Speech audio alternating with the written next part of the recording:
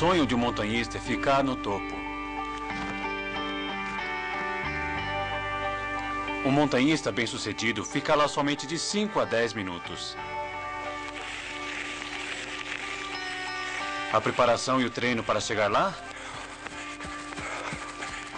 Bem, leva de 5 a 10 anos. É um treinamento bem físico. Obviamente feito para preparar o corpo. Mas é também destinado a preparar a mente.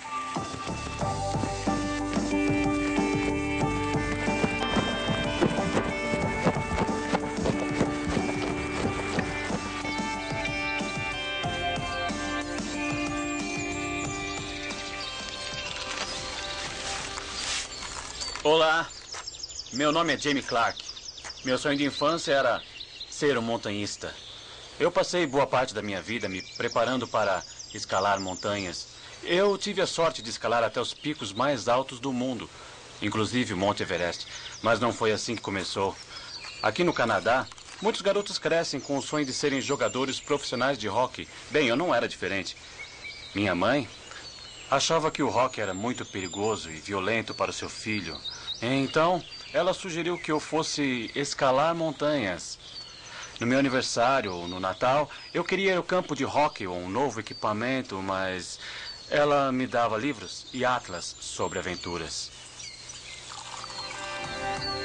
Eu gostava das fotos de montanhas, mas eram as pessoas, as histórias de lutas e triunfos que estimulavam a minha imaginação e me deixavam realmente entusiasmado. Eu queria fazer aquilo. Eu queria ser como eles. Eu me lembro de um dia, acho que eu tinha uns 12 anos, minha mãe estava na cozinha fazendo biscoitos de chocolate e cheguei de repente e disse: "Mamãe, eu vou escalar o Monte Everest." Ela estava mexendo a massa, olhou para mim e disse: "Jamie, talvez você devesse jogar hóquei."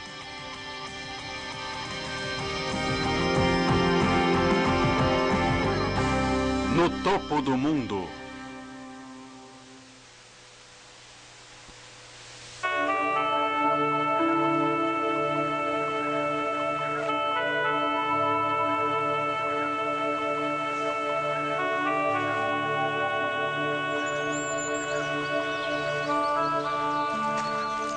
No meu sonho de ser um alpinista, agarrei a primeira oportunidade de fazer parte de um grupo canadense que planejava galgar o Everest. Não foi fácil, mas convenci o líder a me aceitar como gerente de base do acampamento. Eu disse: faço qualquer coisa, cuido do equipamento, faço café, faço as trilhas, o trabalho voluntário.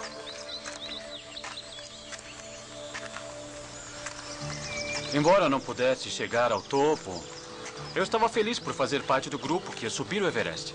A equipe passou 8 semanas difíceis nas montanhas. Tempestades de neve, doenças de altitude, as pessoas se machucavam. Ninguém morreu. E no fim, ninguém alcançou o topo.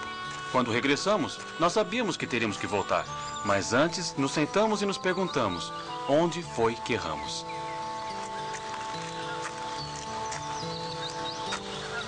Fizemos uma lista do que precisávamos melhorar. Isso incluía uma mudança no roteiro da escalada, a época do ano, e uma coisa muito, muito importante. Na próxima vez, levar mais papel higiênico. Sim, papel higiênico. Nós realmente ficamos sem o papel. Algumas comidas do Tibete não desceram bem. O chá salgado era particularmente problemático. Não vou entrar em detalhes, mas aquela alimentação causou umas reações violentas no nosso sistema digestivo. Ou seja, usamos mais papel higiênico nas 2 primeiras semanas do que calculamos para toda a expedição. Quando percebemos que estávamos sem o papel, todo mundo teve uma atitude positiva. Mas logo as coisas ficaram feias. O estresse da expedição se acumulava, não fazíamos o progresso planejado, riscos de avalanche, diferenças de personalidade, as pessoas começando a brigar. Estávamos sem papel higiênico e brigamos por causa disso. Nós nos fixamos nisso como se fosse uma grande coisa. Inconveniente, claro, mas é só papel higiênico. Porém, o real problema era em sermos honestos. Honestos uns com os outros ou com a situação. Haviam problemas que não falávamos. Avalanche, congelamento, fracasso, morte.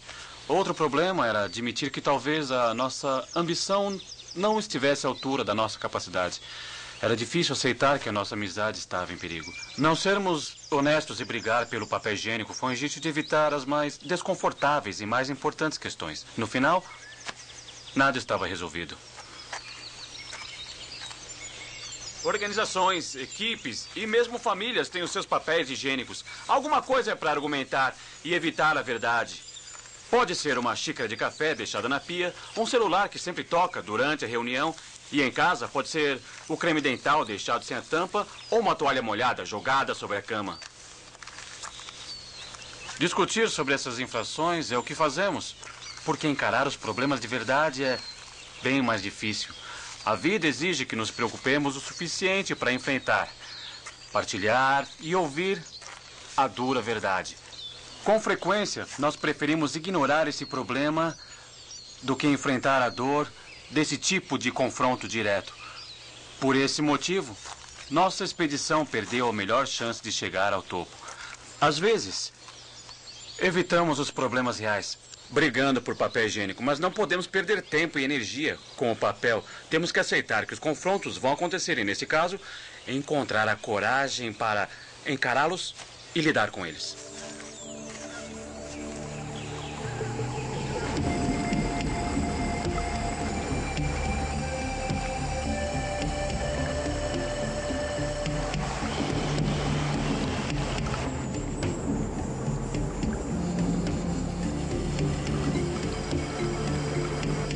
Então, pela segunda vez, armados com sabedoria e, é claro, com papel higiênico, voltamos para o Monte Everest, ou para o limite dos pulmões, como diz o povo de lá.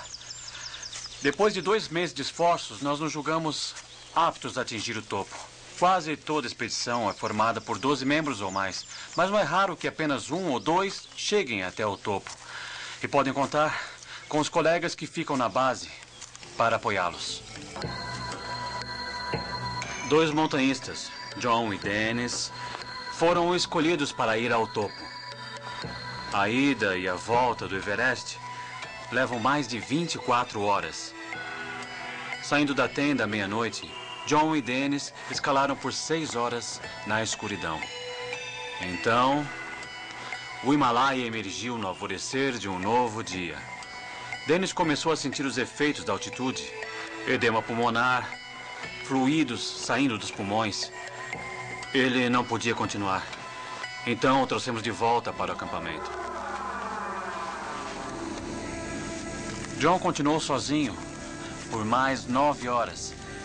Ele sentou atrás de uma pedra para se proteger do vento e da neve e para descansar, se manter aquecido, se manter lúcido. Ele não podia ver quase nada. A neve e as nuvens atrapalhavam sua visão. Finalmente as nuvens se foram e ele pôde ver o monte a uma pequena distância. Pegou sua câmera e tirou uma foto do topo do mundo. Em menos de 1 hora de escalada, ele estaria lá. Mas já eram 3 horas da tarde. Às 6 já estaria escuro e John levaria mais 10 horas na descida. O que fazer? Continuar subindo? Voltar? O que você faria? Sabíamos que não poderíamos voltar tão cedo. Certamente ele não iria querer descer. É a febre. Febre do topo. Era o bastante? Não, não é o bastante. Ficamos intoxicados pelas possibilidades, preocupados com as consequências, confusos. Qual a perspectiva? O desejo de alcançar o topo. Desejo? Não, isso é paixão. Mas será que a paixão foi cegada pela obsessão? Todos somos suscetíveis. Vencer a qualquer custo. Os fins justificam os meios. Outros serão no trabalho. Outro fim de semana no escritório. Perda de perspectiva.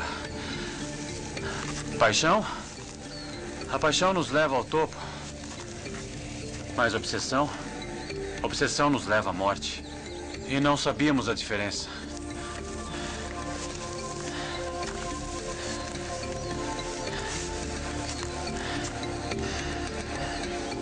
John pegou o rádio e nos avisou qual era a sua decisão.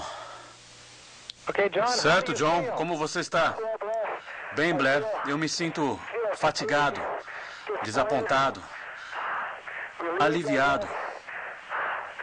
Eu acho não posso mais subir sem arriscar a minha vida.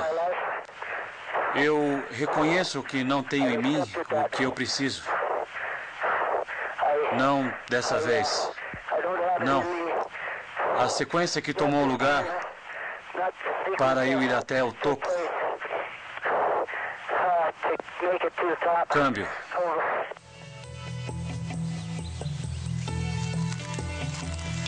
John continuou seu caminho de descida da montanha, com longas pausas. Estava gelado. Agora, imagine os dedos das mãos e dos pés resfriados, o estômago se congelando, as entranhas geladas. Nós gritávamos pelo rádio, continue em movimento. Mas ele ficou sentado. A neve se acumulou ao redor de suas pernas, enfraquecido pelo frio, cansado por causa das semanas de esforço. Ele não respondia. Então adormeceu. Nós tínhamos que colocar no telefone alguém com algum significado para ele.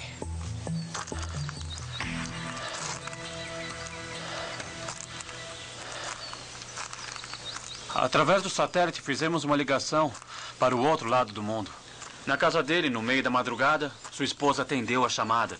E o toque do telefone acordou suas filhas, que correram para o telefone. Elas tinham 9 e 11 anos e estavam ansiosas para falar com o pai. As vozes das meninas despertaram o pai, lembrando-o de uma promessa que havia feito, de não morrer no Everest. As meninas conversaram com ele o tempo todo. Foi uma conta de $32 mil. Eu me lembro de ter pensado, devíamos ter ligado a cobrar. Foram 2 anos para pagar a conta, mas valeu cada centavo, porque elas receberam seu pai de volta.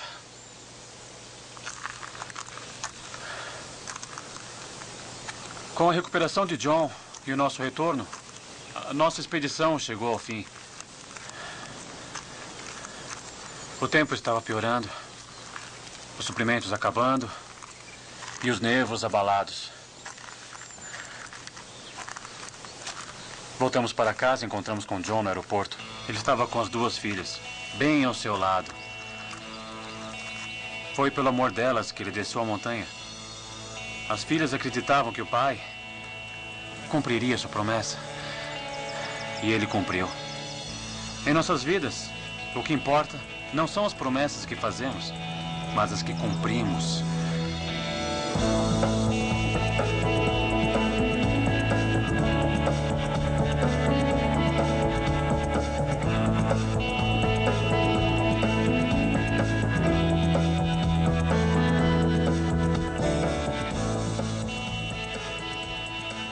Quando eu era garoto, eu fiz uma promessa na cozinha da minha mãe. Uma promessa que, quando adulto, eu pretendia manter. Então, nós voltamos com a intenção de chegar ao topo do Everest. 3 anos depois, e pela 3ª vez, voltamos para o acampamento. Um grupo de canadenses e americanos. Com um grupo maior e mais os guias, montamos 4 acampamentos na montanha. O último seria a 8 mil metros, 26 mil pés.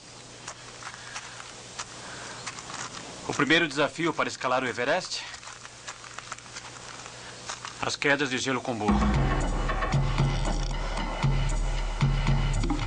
As quedas de gelo são o resultado de uma avalanche glacial, pedaço por pedaço, de um penhasco de 700 metros. Toda essa massa se move cerca de 1 metro todos os dias. Todo o vale se partia, rachaduras, penhascos de gelo e fendas profundas. Deveríamos seguir através desse perigoso labirinto para termos acesso à montanha e ao topo, com a constante ideia de que o lugar inteiro é instável e imprevisível. Algumas dessas fendas tinham 100 metros de profundidade. Para atravessar uma das maiores, cruzamos sobre uma escada de alumínio improvisando uma ponte. Sobre o nosso peso, a escada rangia a cada passo.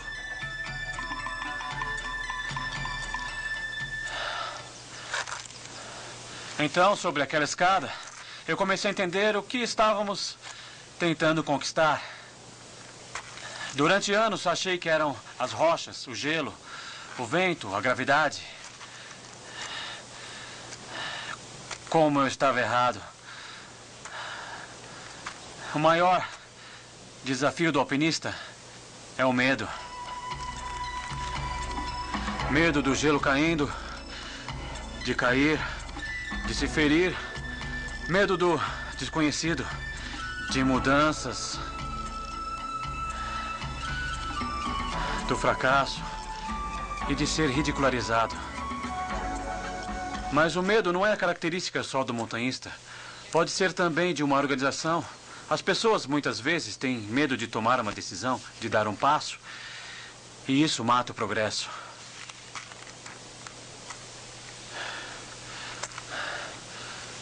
Como podemos vencer esse medo? Ou ao menos controlá-lo? É bem simples. Não é fácil, mas é simples. Para gerir o medo, é preciso foco. Qual o seu foco? Você segue pelo penhasco ou segue as fendas abaixo? Como fazemos a travessia? É preciso foco. Enfocar no que é importante. Nos relacionamentos que construímos, no trabalho que fazemos, nas pessoas que amamos, nas habilidades que cultivamos.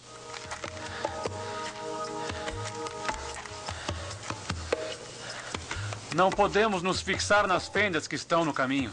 Se focarmos nelas, não vamos a lugar nenhum, presos. Ao invés disso, concentre-se no seu caminho.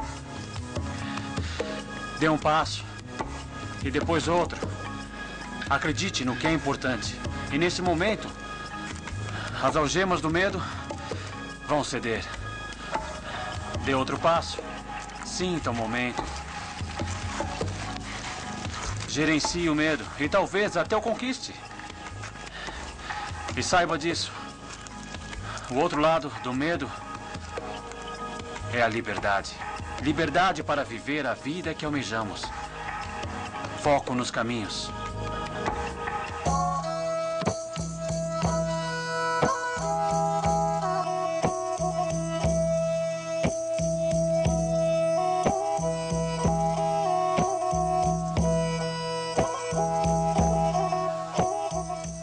Finalmente o tempo melhora. Estamos prontos para a subida ao topo. Fomos recebidos pela lua cheia refletindo a luz do sol. Nem houve a necessidade de lanternas. Medimos a montanha e subimos com cuidado. Continuamos subindo uma rocha pontiaguda até que pudemos ver um pequeno ponto coberto pela neve. E era o topo do mundo.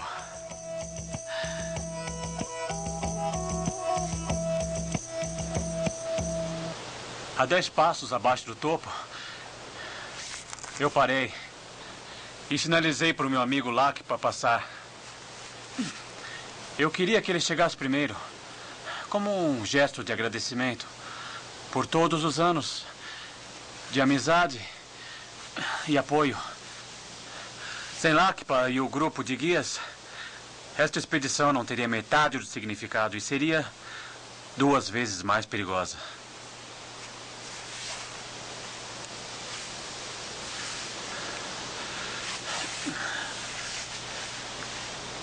Temos que nos lembrar que, quando escalamos e onde escalamos, nunca escalamos sozinhos.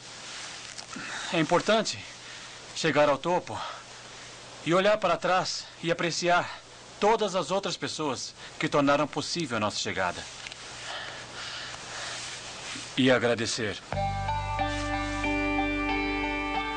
Lakpa nos ofereceu arroz do Dalai Lama e fincou no topo a bandeira do Nepal. Momentos depois, ele me chamou. Jamie, venha, venha. Deixei os meus ganchos de lado e fiquei parado no topo do Everest. Então, meu sonho de infância havia finalmente se tornado real. E naquele momento, eu percebi, pela primeira vez na minha vida, que não há mais para onde subir. Não há mais conflito. e soubemos que todo o companheirismo poderia ser finalmente compartilhado, era a paz. E então, sem conquistadores, sem dar socos no ar, só a paz. Então, abri meus braços, olhei por todos os lados e agradeci.